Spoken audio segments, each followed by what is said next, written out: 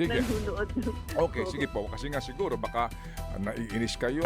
Tama yun eh. Pag ayaw mo, huwag mong panoorin. Totoo po, Madam Chair, na kayo po ay public office and public trust sa lahat po ng kawani ng gobyerno at ang pambuong budget po ang inyong sinusuri. Hindi ba nararapat na suriin nyo ito dahil regardless of politics, mabigat itong akusasyon ni VP Sara na ito pong pondo para sa classroom construction ay mukha pong may hindi tamang pinupuntahan. Ano hong balak nyo? Kayo ba'y maghahain ng resolusyon dito for another issue? 2024 sa NEP, 16.5 billion lang. Paglabas ng GIA, 28 billion na. 12.1 billion, 73% ang in-increase. Tanong namin dito, kailan pa po nagkaroon ng open public hearing para pag-usapan po ang budget ng Kamara? Ay bakit wala sa committee, ma'am? Bakit wala sa committee? Considering, ma'am, Madam Chair, na lahat ng departamento, lahat ng bureau, pinasisipot ninyo eh. Bakit pa pinag-uusapan na ang budget mismo ng Kamara, ba't walang committee hearing na para na mapapanood namin? But is that appropriate? Kaya nga po kayo doon poprotesta sa Office of the President, di ba? Sabi po, o kaya po mahirap itong gawin because you will be ostracized. Yung mag-ano. Apo, ang hinahanap ko po sa inyo, yung inyong minority leader. Ay, baka sa nasa district po. Okay. Paano naging district? Party list siya. Yung mga katagang binanggit ninyo sa akin pong next question, public office is public trust. So meaning, dito wala kayong sinisino, di ba? Tama, Yes. no? Okay. Pangalawa, sa kabuuan kanyo ng budget, the whole budget, you scrutinize it. So, yun po ang aking pong panggagalingan dito. So, sabi ho ninyo kanina, Madam Chair, na hindi nyo po napanood o nabasa yung transcript nung part 3 po nito pong interview kay VP Sara. Yung po bang part 2 nabasa ninyo, napakinggan ninyo? I'll be honest, Ted, hindi ako masyadong Okay. Sige. nanonood. Okay, sige po. Kasi nga siguro baka naiinis kayo. Tama yun eh. Pag ayaw mo, huwag mong panoorin, di ba? Pero ako po lamang dito, sabi ko nga po kahapon, ilalayo ko ang politika na issue dito. Ang akin is, ano ba sinasabi nung tao? Yung pong transcript nito, ito po nilalaman nung kanyang pahayag. Opo. Tungkol po ito sa budget ng DepEd sa classroom construction. Sabi niya rito, ito po kasi meron siyang prueba dito eh. May papel siya rito, NEP vis-a-vis GAA. Alam niyo ho yun? Okay, pati yung sinasabi din po na listahan na isinabmit ng mga kongresista. Ito, babasahin ko ha. Halimbawa, taong 2024, kung makikita nyo, ang approved na budget ng Office of the President para sa classroom construction ay 19 billion. Noong lumabas na ang House version ng Appropriations Bill ay naging 24 billion. So, approved 19 billion, paglabas sa House, naging 24 billion. At doon sa 24 billion na iyon, kung hanapin mo sa papel, kinuha nila ang 5 billion ng repairs ng classrooms at inilagay nila doon sa 19 billion para maging 24 billion siya. So, ang naiwan sa repairs sa kawawang mga classroom ay 1 billion. Kaya makikita nyo sa papel, nandyan yan, naging 24 billion. At hindi lang yan. Dahil noong 2023 ay hindi ako pumayag na hindi masunod yung DepEd na rules sa papaano mag-classroom construction based on need.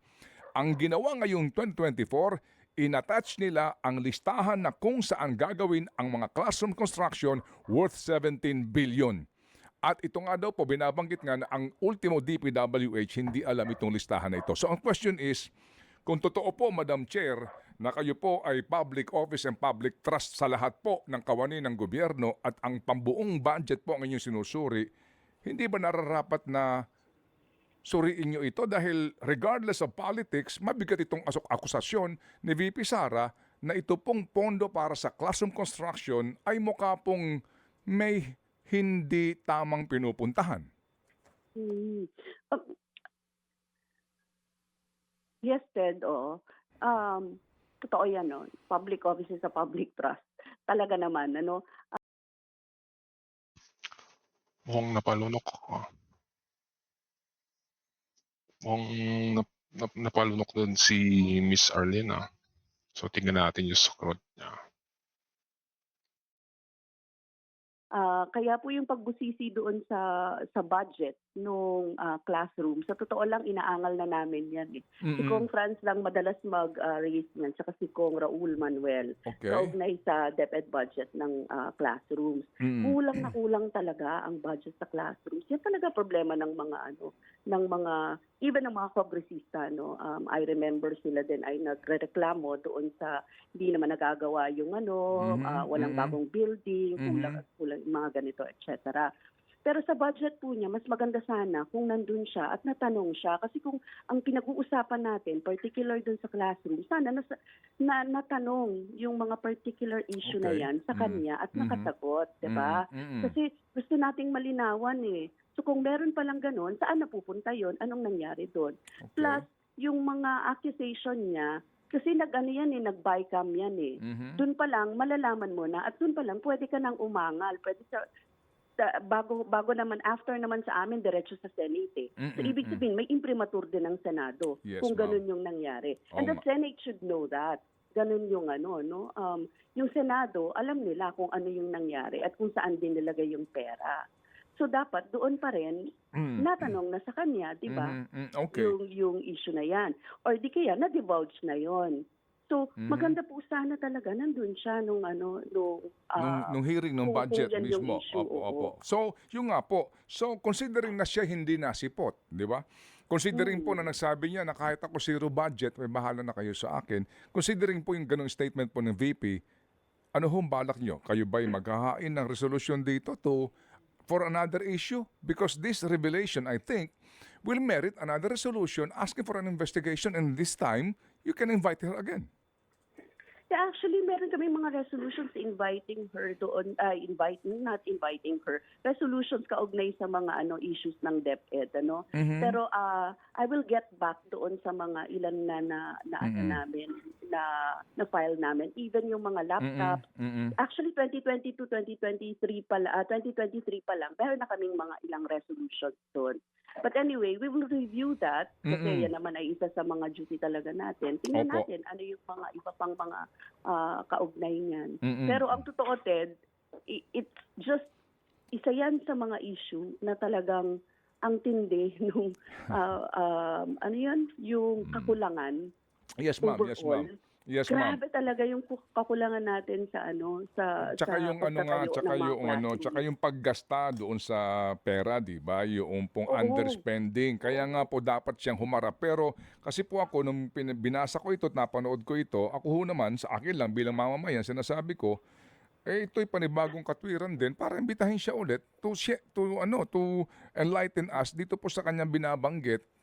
Kasi kung hindi siya ulit sisipot, ako mismo isipin ko na mukhang hindi ka seryoso dito sa iyong revelasyon na ito na may umano ay maaari tayong pagkahinalaan dito nga sa papalobo ng pondo ng classroom construction ng ilang pong mga kongresista. That's the point po, Madam Chair. Anyway, so ma'am, ito lang po, before ako magpasalamat sa inyo, sabi nga po ninyo, public office is a public trust, no? And then pag pinag-uusapan natin ang budget, kinakailangan talaga suriin natin yan lahat.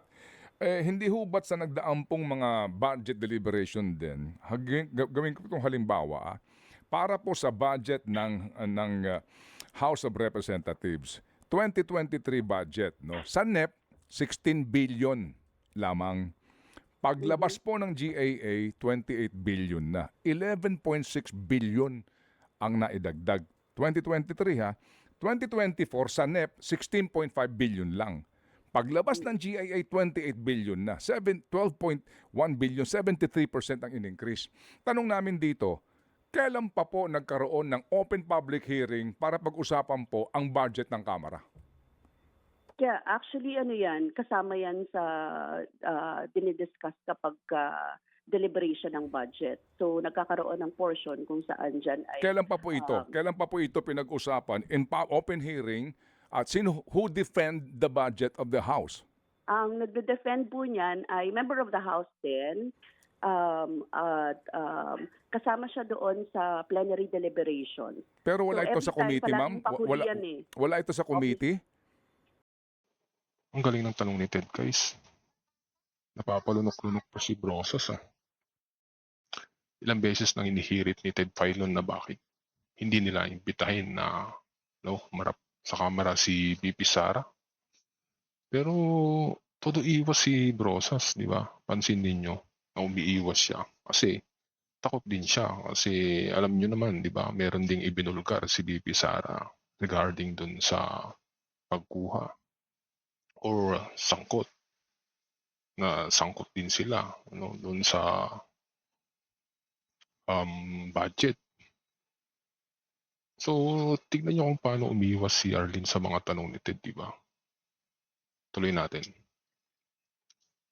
Sa committee, wala po sa committee. Oo. Ay bakit wala Wala sa sa committee, committee. ma'am? Oo. Bakit wala sa committee? Considering, ma'am, Madam Chair, na Wala sa committee, pero sabi nila na ginagawa nila ng aksyon, di ba?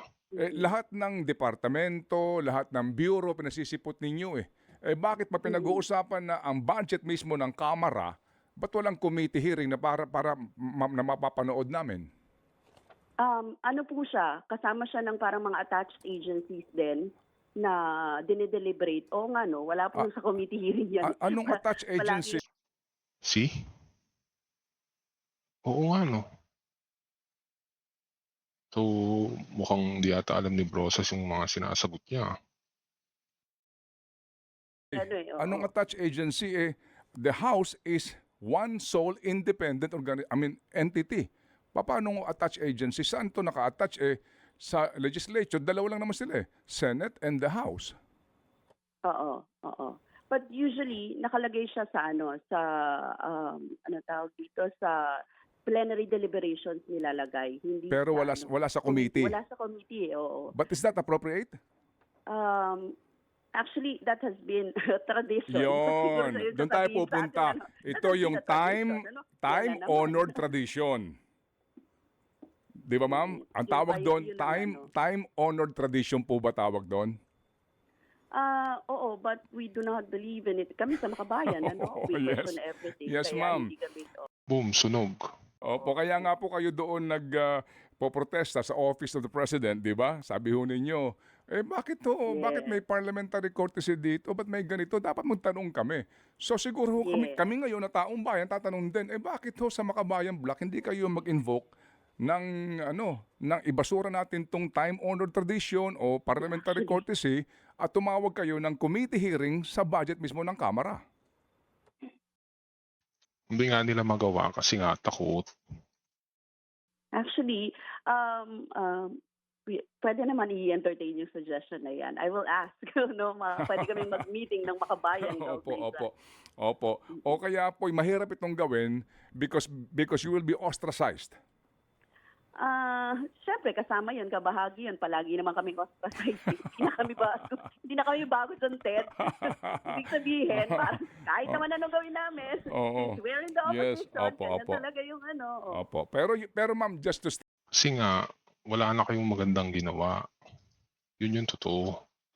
stress the point, kayo ho mismo nagsasabi na walang imbitasyon ang Makabayan Block sa anumang committee hearing on the proposed budget of the House of Representatives. Oo, wala siya.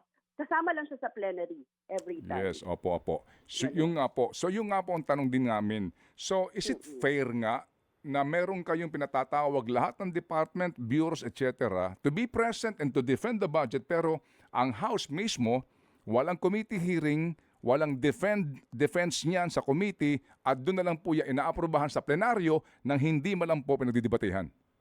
Hindi, pinagdedebatehan siya. Actually, wala lang nagtatanong. ganun yung itsura niyan. Walang nagtatanong, walang parang katulad din sa Senate, ganyan din yung form nila, di ba? So, it passes, pero in-open sa plenary for deliberation. So, yun sa plenaryo siya yung time na yun. Baka takot magtanong ang mga kongresista.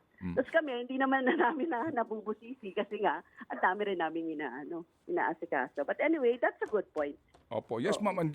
Actually, ma'am. taken point. Opo. Pero ma'am, kami ho dito, sincerely ho, we appreciate your presence kasi tatado na lang kayo dyan eh. I mean, alam din po namin kung gaano kabigat ang trabaho nyo Ano po, kasi ang daming departamento, ang dami pong dapat busisiin, kayo po'y tatatlo laang, ano po, at sa panahon din po ng botohan, kami naman po'y tumatangkilik sa inyo pong consistent na boto. And we appreciate that, Madam Chair. Hindi po ako Madam Chair. Opo. At hindi ako magiging Madam Chair kasi Mm-mm. Opo. minority ako. Yes, ma'am. Hindi po kasi dinadaan ko lang sa presiding officer na si Chacha. Imparting po, Ma'am Arlene, dito po, ang atin lang po, paano ho namin ito ngayon maintindihan? By next week po, plenary na po ito. Yes, Opo. oo. So, Puyat na nga opo. kami. Opo, so plenary. Grabe, ang daming dokumento. Hindi Yes, pa ma'am. Yes, ma'am. ng mga ahensya. And Oo. sabi nga nila, ginusto mong maging miyembro niyan. So, yan ang mga kapalit niyan. Di ho ba, no ha? So, ngayon pong aming katanungan, ma'am, ito po lang naman po tanong and we will respect kung ano pong inyong sagot dito. So, do we expect the members of the Makabayan to also scrutinize the budget of the House? Oh yes, oo. Kasama din naman yon sa ating duty. We will. Kasama yun palagi. No? Opo, opo. Sige po. So, abangan po At namin. kung sino, Ted, ang magtatanong, di syempre mag-aano pa kami, mag-aalaman pa kami sa Makabayan. Oo. Kung sino pa yung mag-aano. Opo. Ang hinahanap ko po sa inyo, yung inyong minority leader. Ay, baka sa nasa district po. Paano naging district? Party list siya. True. Mm-mm. Sige. So true because we are true.